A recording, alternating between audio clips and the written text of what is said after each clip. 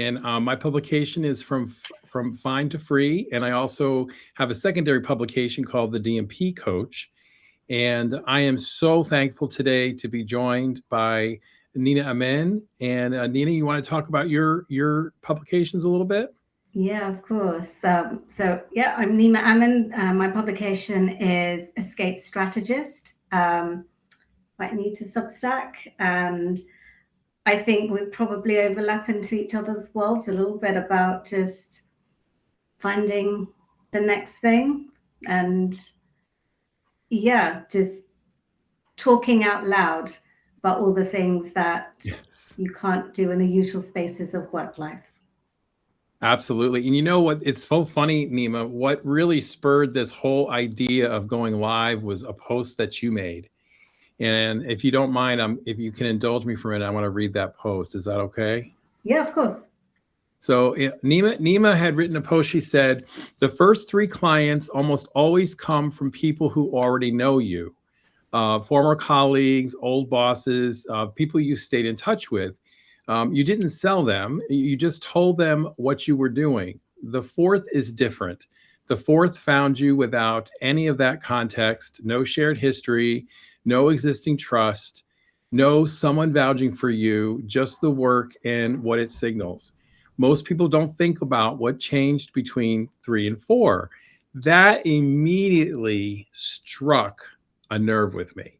And because I am so in the middle right now of my entrepreneurship or solopreneurship or whatever you want to call it. So I wrote back and said, Nina, thank you for validation here. That is so true. My first 3 clients came from a network of people who already knew me. The flow was natural and organic. I'm now waiting for the 4th. So let's see what the change is. And then you wrote back and said, the 4th will be a great data point in telling you what has resonated and what others have said about you when recommending you to someone who doesn't know you yet. I hope you'll share what you discover here. And so first of all, thank you for that, because Absolutely. that was huge for me. And I so appreciate you writing that.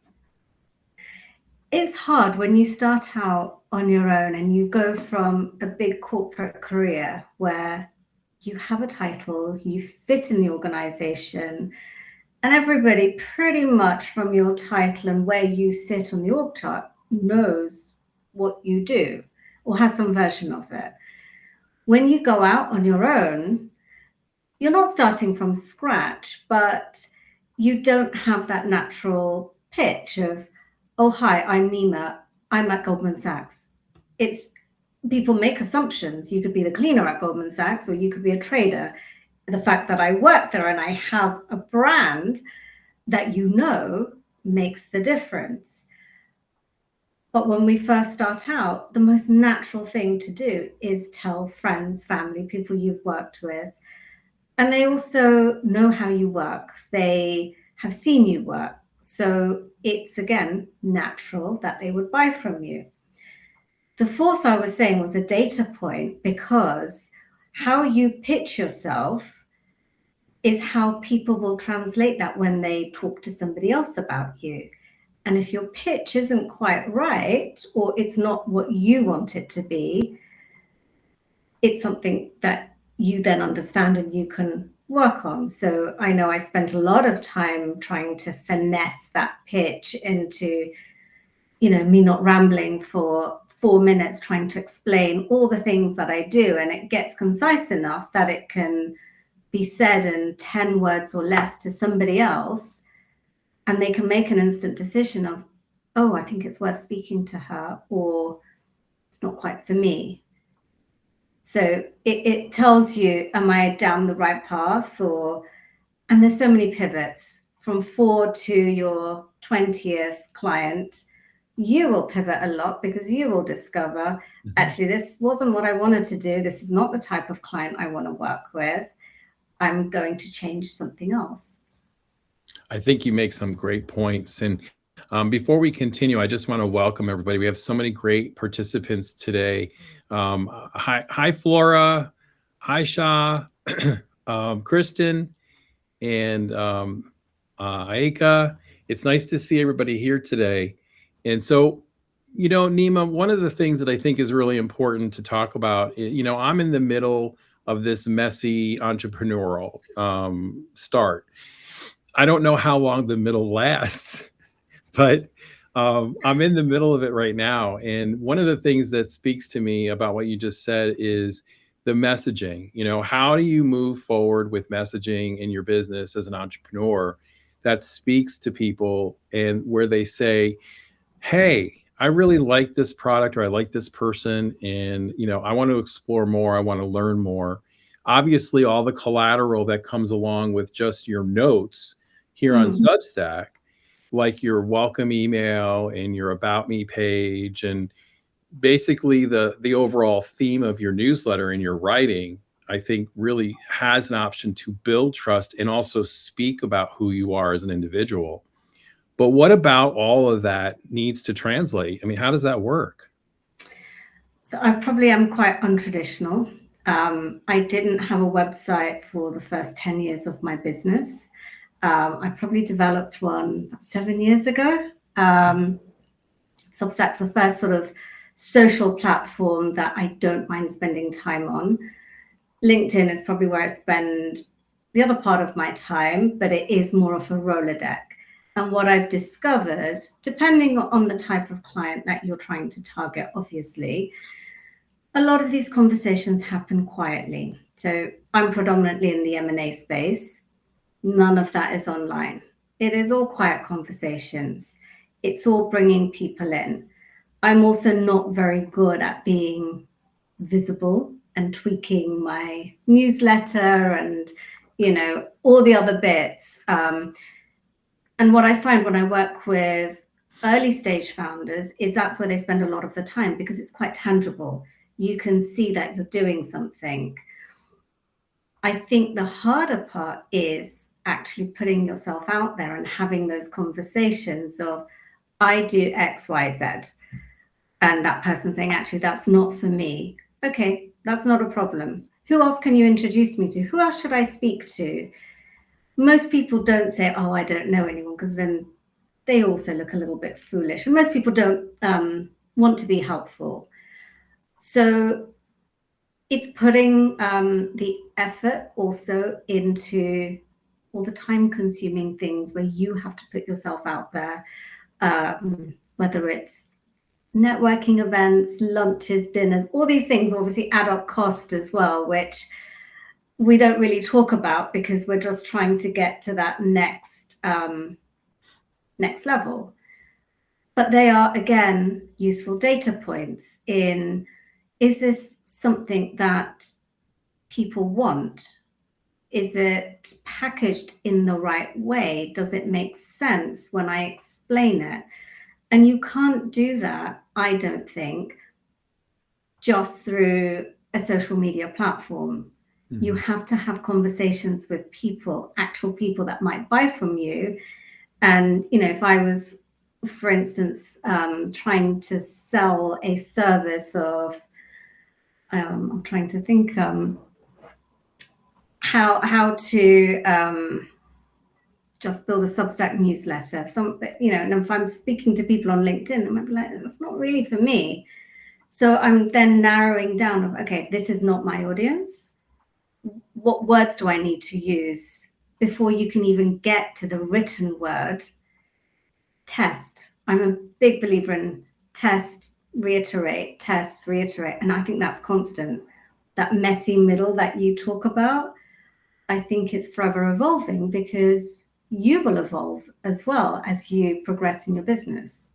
I think these are great points. A lot of the people on the call are obviously subscribers and people who have paid attention to my message, which, I started back on Substack in really actively, I guess, in October of last year. And people have followed me through, leaving a high-level academic and clinical position to start my own coaching practice. And so they followed that journey along with me. But here's what they don't know that I haven't put in notes and haven't put in, published it in anything is that, there's a skill set I just didn't have. You know, as a nurse and as an educator, I didn't have a sales skill set. And truthfully, that's not how I prefer to run my coaching practice. I'm not a salesman, you know, but something that resonated really, really well with what you just said is the idea of having a conversation. And that's really what it's about for me as a coach. And I think any other coach that may watch this video, it really is all about having that conversation and aligning what the individual needs with your service, right? I mean, is that the premise Exactly. here? Yes, absolutely. I'm not a good salesperson, I don't think. I don't like selling. I'm not one of those aggressive consultants that goes, you really need this. It's conversation. I'm better with one-on-one or one to a small number. I'm not fantastic at working a room. I'm telling you all the bad things about me here, but you know, I'm that person that used to get stuck with that one person at a networking event trying to escape. Like, okay, who else? I really haven't worked the room at all, and I haven't, you know, made the most of my time here. But a lot of it just comes from a series of conversations. I think we look for immediate results. Right. Some of those relationships that I've built have been over a year. Some of them have produced no direct work, but they've produced other introductions or opportunities. Some have landed with work or something else. But it's putting that time in. There's a very long runway, I think. For most things, it's not, I contacted you today and next week you're going to have something lined up for me and you're Right. going to buy my package.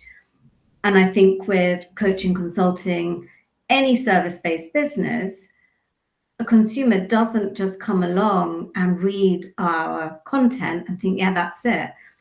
It takes time to get to that cart to say, I'm going to purchase. And even when you get to the cart, that's where the biggest drop-off rate is, because you're suddenly committing to making a purchase.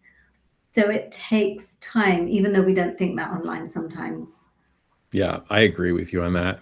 Even for me, you know, I just recently purchased something from another creator, and I'm very excited about it. But the creator has had an offer out there on and off for the last several months, and this is the first time that I've said I need that. You know, so I It takes a totally while. get it. Yeah. It does.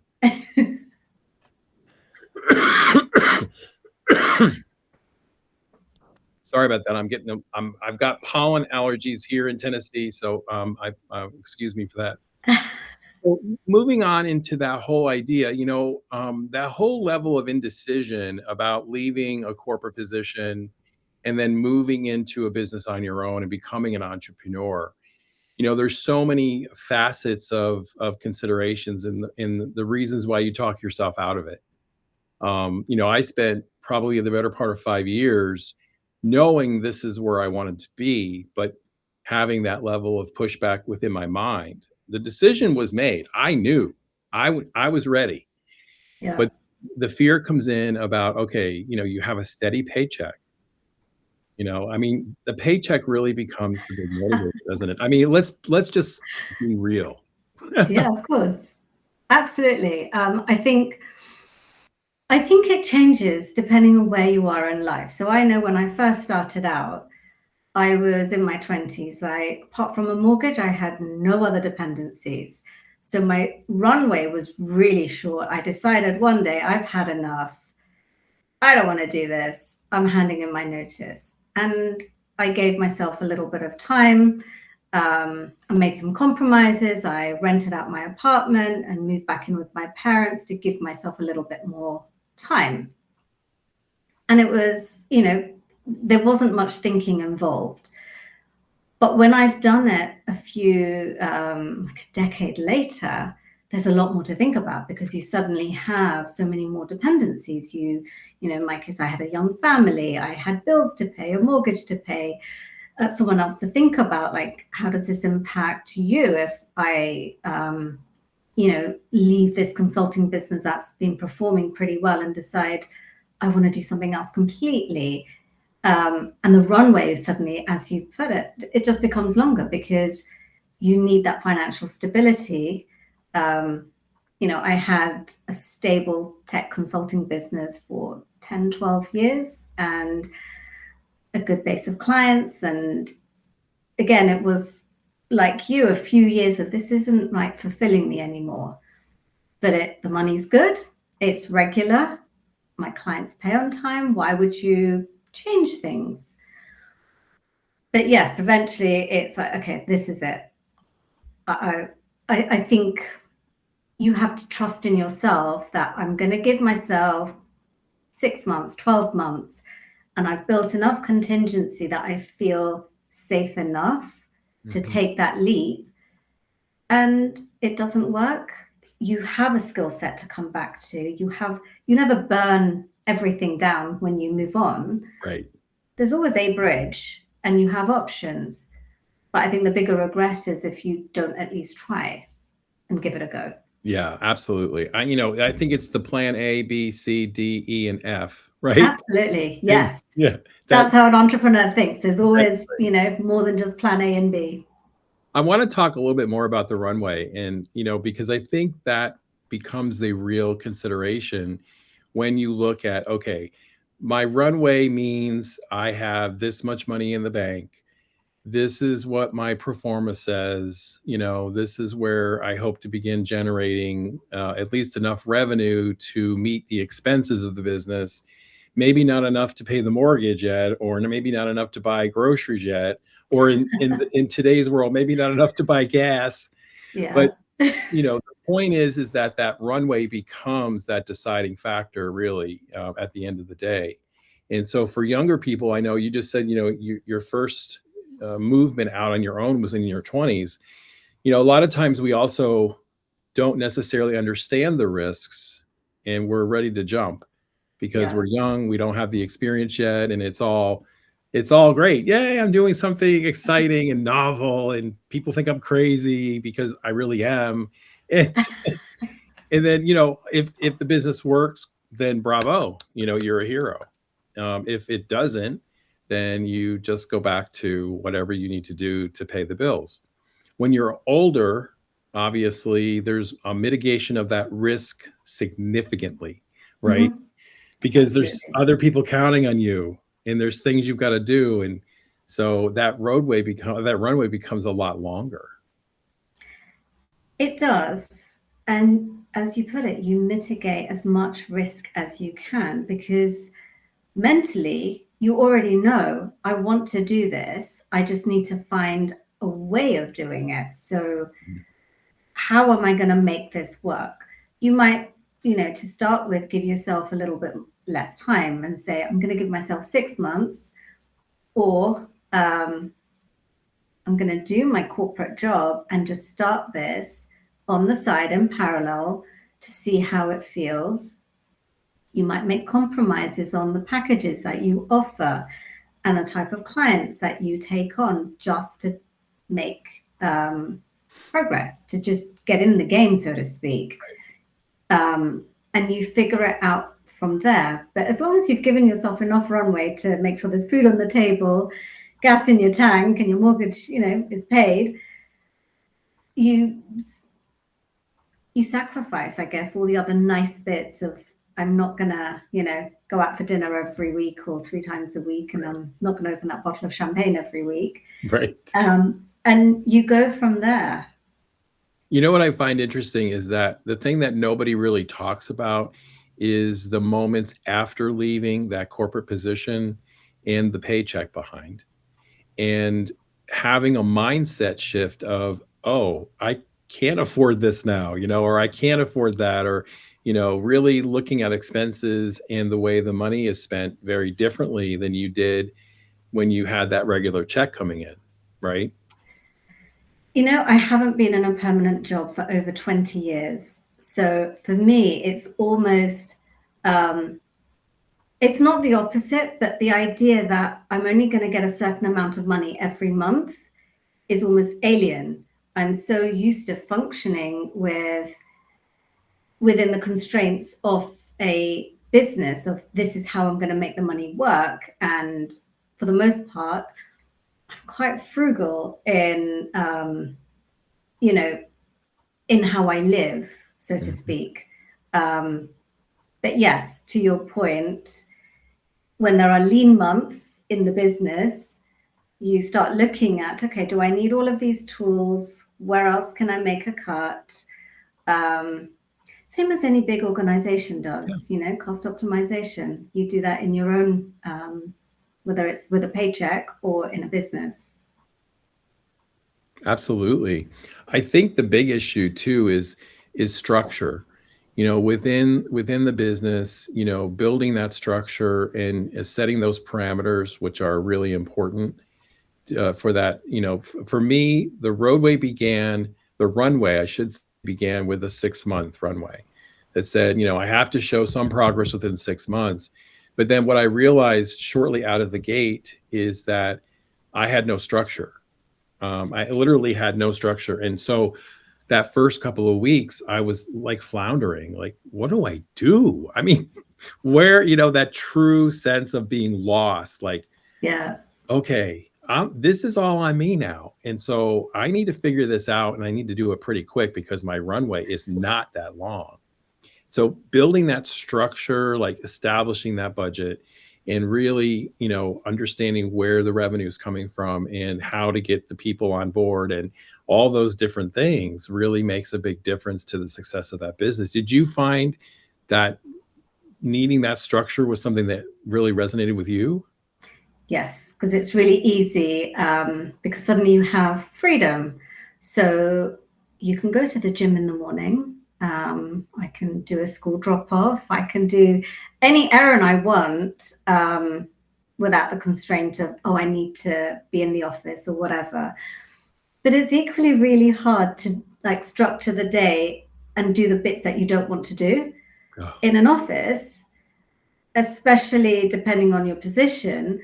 There's always somebody else that will take on the admin bits or the bits that you don't really love doing. But in your own business, you're doing all of the bits you like doing and the bits you don't like doing. And that's what I found really hard with the structure. I was fine with, okay, I need to put a budget together or an expense plan. I can do that. But, I've actually got to write some sales material. I don't really love that. So I'm going to make a cup of tea, and then I'm going to go and distract myself with this. And then the day gets away with you. And after a while, it's like I didn't produce anything. Like I have things I said I was going to get done by the end of the week, and I haven't done it. The structure's hard. Thank you for partnering on with this on me, because sometimes you feel like you're all alone in that sense of, I really don't want to do this task. Yeah. And so you distract yourself with a cup of tea, or in my case, coffee, or I'll get on Substack and I'll just start, writing. And then suddenly I'm writing a newsletter post and I'm like, why am I doing this when I need to do this? Wow. It's, what do they call it? Eating the frog first. Yeah, I couldn't do that either. I couldn't start my day by doing a horrible task. That wasn't for me. So I ended up breaking things down. I actually outsourced some of the things that I really didn't like doing because it just felt like a blocker. It was a toss-up of, should I spend the money and focus on the things that I am really good at and pushing myself forward? And that seemed like a better option. Obviously, I didn't outsource everything, but the really horrible things that I just didn't want to do. So yeah, I'm not doing it. Yep. And, you give yourself permission, to do that outsourcing. And sometimes that's just the best answer in the world, right? I mean, exactly. Why? We can't be good at everything. Or if we're good at it, it might just be, I don't love it, all of it. Right. Let's see. Kristen said that approach seems to build some good resilience. I think he was talking about the conversation we were having a little bit earlier. And then Olamide says, thank you for the reminder. Outsourcing takes away the anxiety from not getting things done. Yeah, true. It's exactly that. It's the anxiety of knowing, even a simple thing of, okay, I've got these 4 people I said I'm going to call and kind of try and pitch something or ask for a conversation, and I know I'm going to have to try and get through their PA, and I don't want to do it. Okay. And it's not something I'm good at, but there are people that are really good at just that and not taking no for an answer. And I feel you have enough anxiety running a business. So where you can reduce that, why would you not? I think that's great advice. Aika says, thank you for all of this honesty. And that's really what this is. I mean, this is an honest appraisal of what we're both doing. I think outsourcing in maybe when the business is stable enough to do that is probably great. I know for me, outsourcing would not be an option because it would be an added expense. But so that means that it's on me. I just have to do the things, the bits and pieces I don't like. But what do you not like doing? And that's exactly what we're going to get into right now. And Okay. that is, it's that client acquisition and the offer and all that stuff. It's so funny because I actually made my first offer 6 months on Substack, and I finally made the first offer. So all these months, people knew I was a coach, but they didn't know I was for hire or whatever. And that was the hardest thing I had to do. And to be honest with you, Nima, I can't tell you why. I really can't. It's putting yourself out there, and people might say no. And getting your head around the fact that, okay, people might say no. I have had colleagues or other founder friends who've put offers out and said, I got 0. And it's like, okay, that's not a problem. You got 0. Let's look at the offer. Maybe it was timing, especially if January is a busy month in coaching. There's a lot of personal development offers that come out. So maybe it's timing, maybe it's not quite the right price point. It could be so many things. So let's analyze what that could be. But also, I think we assume sometimes that when we talk about a certain thing, people will just know to call us and say, oh, I'd like to buy something. I'd like to buy coaching from your consulting, but they don't actually know what we're selling. Right. So unless you actually tell people, how would they know? That's a great point. And that's, I think Substack plays a great role in helping communicate what that point is and what you do.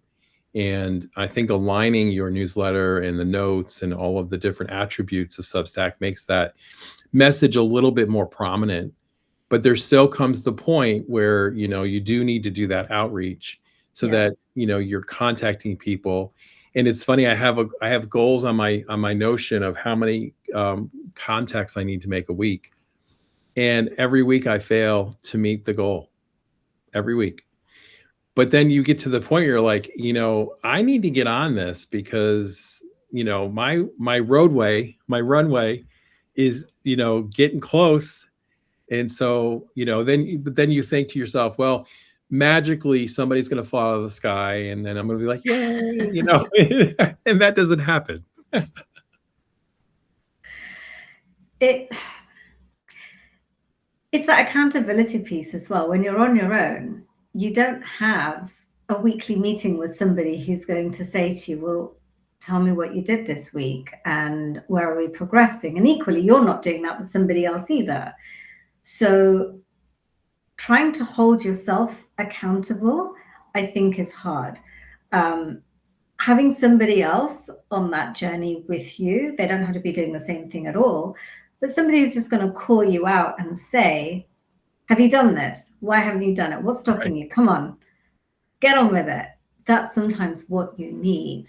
So finding communities where there's other founders or even on Substack. I mean, like I said, it's one of the nicest places I've been. So online, there are plenty of people that would hold you accountable of, did you do this? Why not? There's a creator on here who's with us today, Dito. I love Dito to death. He is such a great guy. And, Dito and I are actually doing coaching together. We're starting our own, obviously our own businesses. But the big thing is that he's in the same stages that I'm in. And what's funny is that when the challenges that he writes about, I'm thinking to myself, is this guy in my head or something? because they're very similar to the same challenges I'm having. And, that's why I think lives like this are so important, because it brings to the surface some of the challenges. We talk about that accountability partner. I know in coaching, I'll often ask a client, about having an accountability partner who can help you to, stay focused and stay accountable to the goals that, we're setting. Mm. And that's really true. It's very difficult for an entrepreneur, I think, or a solopreneur, because they're the only one. That's it. The accountability comes from the bottom line, sadly, right? Yes. Yeah. I mean, you want to start your business. Unfortunately, it's all on you to start with, of meeting those goals. I know Dido is saying it's painful to send DMs. Yes, Yeah. Absolutely.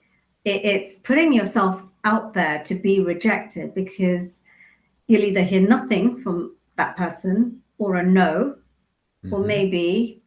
And then you think with the maybe, okay, let me try a little bit harder. And then suddenly you've spent 3 weeks trying to convert a maybe into a yes. And you could have spent those 3 weeks trying other outreach tactics with other potential clients. So, but I know he does a lot. He was sharing how much he shares in terms of newsletters and notes. And it's like, oh my God, I don't do half of this. Plus a full-time job. So Yep. Kristen says it's the tension. Yeah, he said it's the tension between I want to make a genuine connection, but then also needing to eventually monetize. And I think the two can exist at the same time. You can be a genuinely interested individual, which I am, definitely, and also recognize that the skills that I bring to the table should be paid for. I mean, it's pretty simple, but there's some block there. I think it's the way we've seen things sold in recent years in social media, where the most traditional one of, I quit my job 6 months ago and now I'm making 200K a year. And if you engage in any of those coaches that make those claims, it is very transactional. But if you take a step back and think about corporate and the conversations that you have with those people, there is a genuine conversation where you may ask, oh, how's your wife? How are your children doing? That's genuine. But they also know what you do, and you can also tell them, well, I've started my own business now. It feels less transactional. But yes, that speed of monetizing may not be there. Absolutely. And I think that there's a sense too that when you make those connections, I know for me, it isn't about selling anything. It's really truly about connecting with the person, determining how I can serve that individual, and really that's the whole thing. It's about being in service. And when you change that mindset a little bit, it probably makes it a little bit easier. And I think I'm finally getting there after, being open since January, which in the larger scheme of things, that's not a long time, but it's not. It's 5 months. We've only got into month 5. That's not long at all.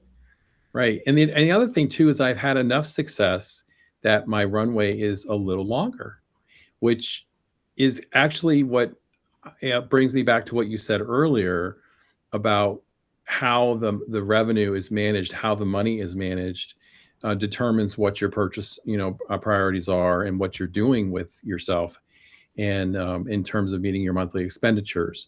So I think that's a big issue, because I think money surrounds a lot of people's decisions. And but you also brought up another point, Nima, which I thought was really good.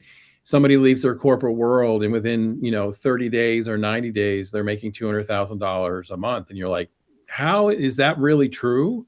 How is that working? And it's no different than when you see somebody say, oh, I started on Substack 30 days ago and I got 5,000 subscribers. It's like, they didn't tell you they brought 4,990 of them with them from another source, I don't think anyone ever tells you the full story when you hear a tagline like that. And that's why the only way you actually find out what's working, what's really beneath something, is in conversation. So many times when you go to an event and you ask the other person, how's it going? Oh, it's going really well. Yeah, really good. But one-on-one, they'll tell you, actually, I'm kind of struggling this month because this didn't land, and I've got, a client who's late paying. It's been 2 months, and I've been, pushing them and contacting the accounts department, and I need that money because, I've got people to pay. Right. But no one tells you any of that when you see them, because it would sound awful to be an entrepreneur then. Yes. The strategic linguist says society tends to value the stories of performance versus competence. We've lost the ability to see past the pretty words. Agree. Yeah, me too. Wow.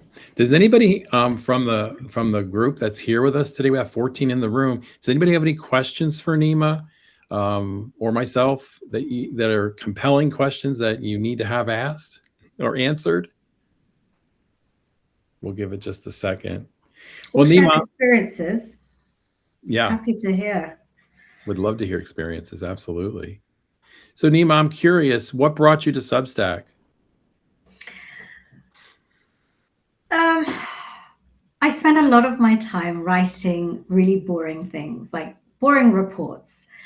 And I'd said to a friend, I really want to learn to write. And she does a little bit of writing for publications.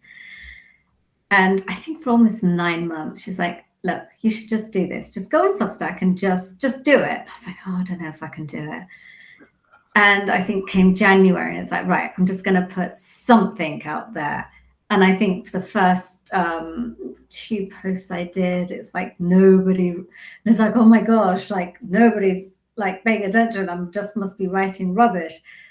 But I'd given myself like 3 months of just write, just get better at writing like a human being, as opposed to writing a report, which is actually quite boring, but writing an experience. And then I think the more I got into it, it was actually a little bit therapeutic as well. Like a lot of the things I share about working in corporate, I can't share on any other platform because I'll probably get blacklists and someone will probably sue me from breaching an NDA. So I'm constantly trying to anomalize things and names and dates and things like that. But it was then just meeting people, and I think a lot of them are here. I think Ilka was one of the first people I met, and it was like, oh my God, you're in the same place that I am. And it was that resonance of, I'm not the only one that's trying to transition into something else.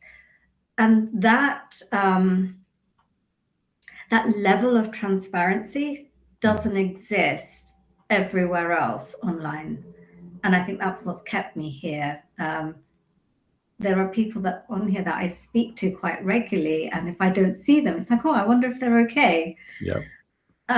It's almost like having people that you work with in real life, almost. So yeah, that's what's kept me here, and that's the main reason I started on this platform. Well, I'm so glad that I discovered you on the platform, because I think you and I are going to be very good friends. And it's just such a nice place to be, where you have somebody who understands. And it's Substack for me is kind of like an envelope where it just engulfs you in all these people that are supportive and amazing writers.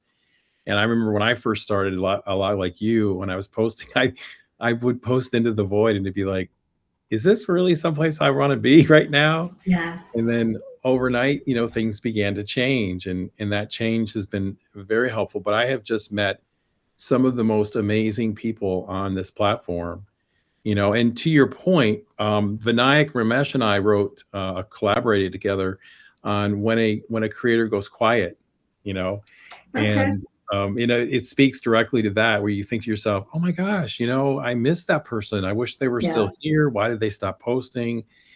But I've discovered that on Substack, that's what happens sometimes. People maybe to either take a break, or, they decide to stop posting and post on other platforms. And it's sad when that happens, though. Yes, of course.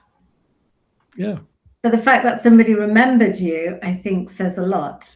it does. Well, it says that your message had meaning to them. It really does, you know. Let's see. The strategic linguist says writing is the process of thinking. So happy to read your thoughts, Nima.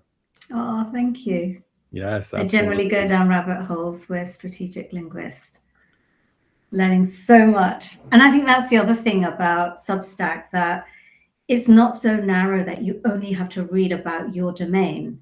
You can go and read about absolutely anything from food to business. I mean, what a great place to be. I agree. Christina DeZinzio says this definitely seems like a highly relational platform. I agree. Yeah. Absolutely. And Christina, it's nice to see you here. So, Nima, we're at about 42 minutes. Is there anything else you want to add to our conversation today? I just think it's been a great conversation. I've really enjoyed this conversation. I've loved meeting you and so many other people that are in the same boat as me almost, so I don't feel so alone. That sort of messy piece, whether it's midlife or mid-career, there's a lot of us here writing about that process and talking about it, which makes you feel less alone. And also, it enables you to reach out and say, hey, I'm going through this too. Can we talk? Yes. I think that's amazing.